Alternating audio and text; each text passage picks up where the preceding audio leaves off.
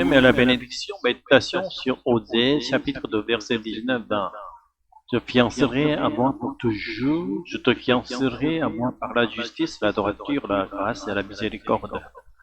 Je te fiancerai à moi dans la fidélité et tu reconnaîtras l'Éternel.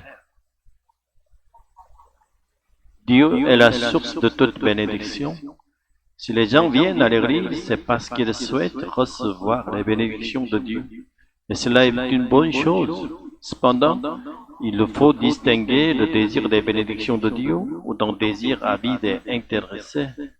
Le premier nous conduit à chercher même au sein des bénédictions terrestres une union éternelle avec Dieu, un lien indissoluble avec lui qui oriente notre vie vers la vie éternelle bienheureuse.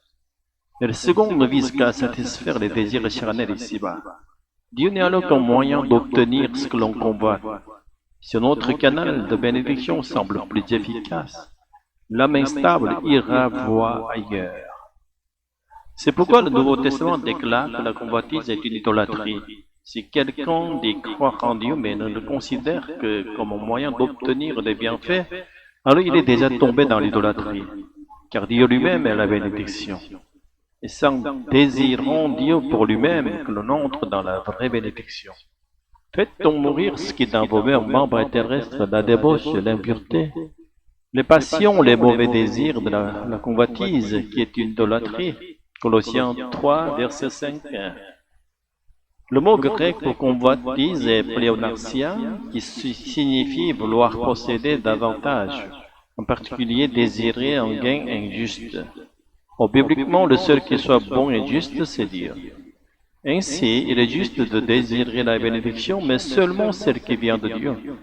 Rechercher la bénédiction sans se soucier de sa source revient à convoiter. Le Nouveau Testament précise que la convoitise est le fruit d'un cœur qui ne connaît pas Dieu, a une vie qui ne se fie pas à lui et ne marche pas avec lui.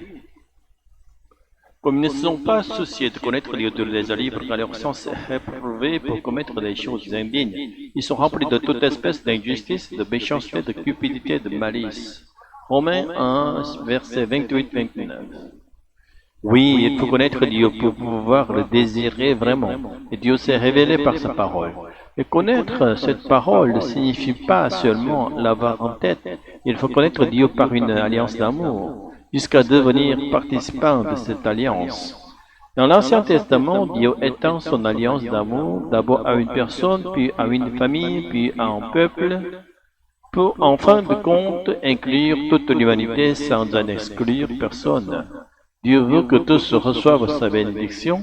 Lorsque nous annonçons la parole de Dieu, l'Évangile, faisons-le non pas comme une simple information, mais comme une invitation à entrer dans l'alliance d'amour. Et prions le Saint-Esprit d'agir pour que ceux qui écoutent deviennent les partenaires de cette alliance et qu'ils goûtent éternellement aux fruits bénis de cette union avec Dieu.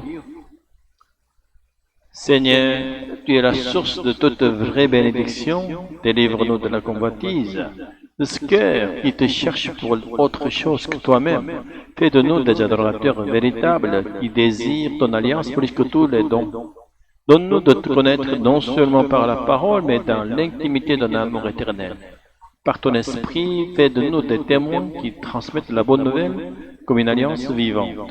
Et que tous ceux que tu appelles deviennent à leur tour participants de ton amour et de ta fidélité. Amen.